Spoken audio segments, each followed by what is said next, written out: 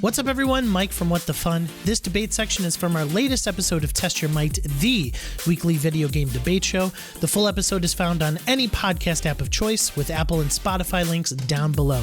Thanks for watching. Enjoy. Okay, so first debate topic of the night. Keigh3, because that is what is being called now, is over, and there were some awesome game announcements. And the future of gaming is kind of looking bright. I'm really excited for the future. So, what was the best surprise announcement of the season? Best surprise announcement, and why was it better? Justin, you've been going with our unchained, unlocked sort of style of debate, and I really do believe that that's our best style of debate. I think it's the most entertaining, so we are sticking with it. Meaning, Brian, you haven't been on the show in a while. I will not be interrupting you guys at all until I feel satisfied with my judgment. So you guys are going back and forth, back and forth. You can interrupt. There is no rules, really. There is one rule. You have to allow the person to get their first opening argument out. You can't just interrupt that one. That's the only rule. Okay. All right. What was the greatest surprise, the best surprise announcement of the season? Brian, you're our guest. You're going to be first. All right. So the best surprise. Yeah, typical. Yeah, you just gonna interrupt a peer dude during Pride Month. I see how it goes. You want to play this game, fam? Mike said there's one rule, and I wanted to break it. Go ahead, Sean. All right. No, that's Brian, Sean. it's your turn. Wow, I don't even know who I am. Can change that tonight. All right. All right. I'm gonna go with. I think the best surprise for a lot of folks is going to end up being Sandland. It got brought up at the actual Summer Game Fest show, whatever they're calling it this year, aka this is just, the prom theme of Under the Sea, which is how to throw some shade at. So Sandland is basically a really old manga by the person who did Dragon Ball Z. They did it between Dragon Ball and Dragon Ball Z, essentially. It was a really limited run thing, and that creator hasn't touched it since. It was really critically popular, but very much kind of a cult classic type thing. And so I know a lot of the anime sphere was kind of losing it when they announced they're making a game out of it. And it was one of the few surprises that I think was kind of really an actual surprise to come out of the Keigh3s. Everything else was, I'll be honest, half of what came up was announced 2 weeks ago or 3 weeks ago in different other press conferences. So it was one of the few things that was actually unique and actually interesting. On top of, that art style just being iconic, right? Justin, opening argument. Yeah, so Sandland is good. The problem is for someone like me that doesn't read manga and doesn't watch Dragon Ball Z, I thought it was Dragon Ball when I was watching the trailer. The art style is very similar, and it made me think either it's an anime or a manga, I don't know, or it's Dragon Ball. And I kind of got that from the character design and the facial stuff. But I'm going to take you back a little bit further into surprises for the showcase here. And I'm taking you back to a gentleman that's 75 years old and making a game.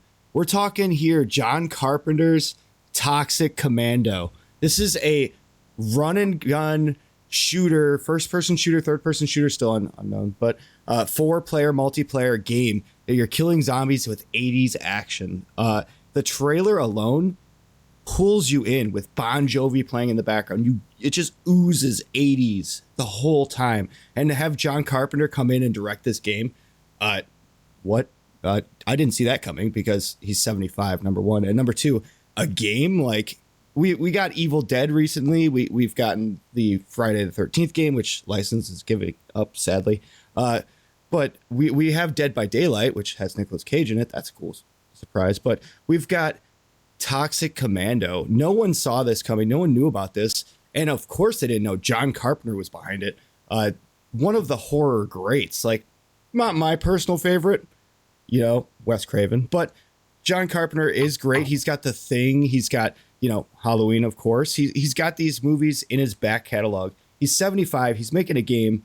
and it's set in the 80s. It's got that 80s rush, and it looks like a fun zombie experience. You're sitting in a car, you're beefing up the car, you're getting guns on it, whatever, floats your boat, apparently, because there's different vehicles. There's an ambulance, there's a Humvee, different things that are shown all in this trailer that looks gorgeous. I don't know if they're going to be able to match these graphics, but this trailer alone got me jumping for joy. I can't wait to see what he does with it.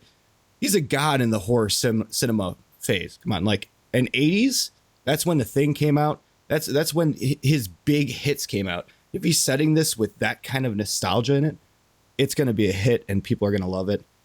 I haven't seen a good zombie game recently, but John Carpenter would be the one to do it if it was going to hit. Have at it. Yeah, so quick question. I just have to ask you an honest question. Do you really think John Carpenter has more involvement in this than writing this briefly between bong hits? Because I think that's honestly about as far as he's going to be involved in this project.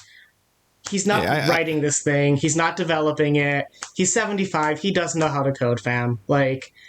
And he has had a long history, especially in the last 20 years, of cashing checks. Which, you know what? Respect, love, appreciate John Carpenter. Cash those checks. I say the same thing to,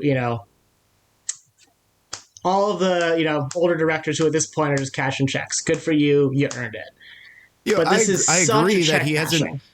I agree he hasn't come out with anything really recently. The last thing I saw by him was The Ward, but he did the soundtrack for Halloween Ends, and that was a stellar soundtrack. Like, if you look at his past history of just making movies, his soundtracks, his music design, that is what makes that movie iconic. And if he can do that for a game, it's going to be just as iconic, regardless if he's got a huge director role in it. He's making, the music behind it, possibly. He's making the story, possibly. And John Carpenter with a name, they wouldn't just put that on there to sell copies. They're not going to just write him a check to sell copies. That's literally do that all the time. That's super common. If they were to put John Carpenter, and then Toxic Commando right underneath it on the same box, it's not like hidden in the credits. This is his design. This is his game. This is going to be his directing put into a video game. And that's why they put it on the same line there. You literally have no basis for that. Again, John Carpenter will sign his name to anything. I mean, same with Nicolas Cage, right? They're both known for people who will just sign their name to things. That's not... you're kind of making an argument that's contrary to his directorial history in the last 20 years.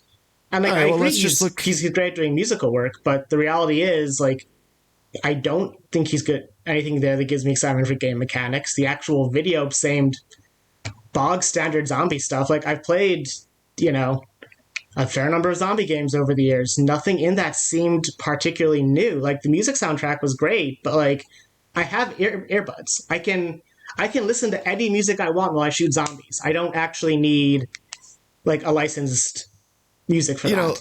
Let's just look at the question itself here. What was the most surprising? And the fact that John Carpenter is directing or starring with a game and has his name on the box is much more surprising than an RPG created by the same people who did Dragon Ball Z coming out. And honestly, that's it. You look at the game, the RPG, it's obviously going to be an RPG. It's obviously going to be made by the Dragon Ball Squad, because look at the graphics, look at the character design. It looks like one of the Dragon Ball Z games that we play and fly around and go and solve quests. I don't know what the most recent one was, but it flopped. And then we've got John Carpenter on this side. No one saw that coming. That is a surprise, regardless to what the game looks like or how much effort he put into it. That's the surprise that shocked us all. It would be a surprise if it wasn't for the fact that people have been talking about a hint about him being involved in a thing like this for 2 months. So it's not a surprise if you've actually been following the game industry. Even Patrick Klepek over on the Remap stream was talking about it even before they got very far. And same with Alex Navarro, same with some of the Giant Bomb crew. That this was coming isn't a surprise to a lot of people in the industry. I heard nobody talking about a Terracotta piece coming out. And in terms of big names, in the same way that Carpenter is a huge name in horror, Tarakama is in anime. And that one was completely unexpected. Anime nerds did not know it was coming folks in Japan did not know this was coming. You know, I've looked at John Carpenter extensively over before this episode started, and I couldn't find anything on his wiki or his personal pages that showed that he was even working on a game. This is such a surprise for his fans that follow him religiously. I don't see anything here on his wiki right now that has anything since the Ward and his music stuff for Ends on here. No gaming section at all to even enunciate that he was being part of something.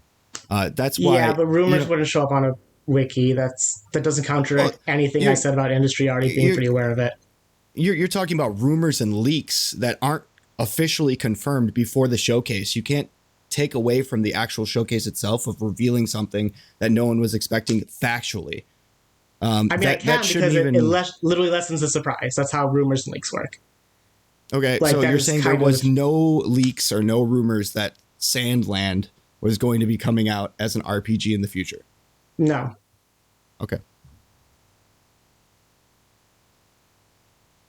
Like, again, I'm just following that. You want to go by the exact rules of what the question's asking here. Like, there weren't leaks, there were not rumors about that being the case in the same way there were, especially in, like, games media, about Carpenter working on something. The exact nature of Carpenter's project, people weren't sure on. But again, frankly, the only degree in which this was surprising to me was how, frankly, personally boring Toxic Commando looks to me. I have a Twitter post here from about 12 days ago. The showcase was 6 days ago. That claims that Sandland game from Dragon Ball's creator might be at the showcase.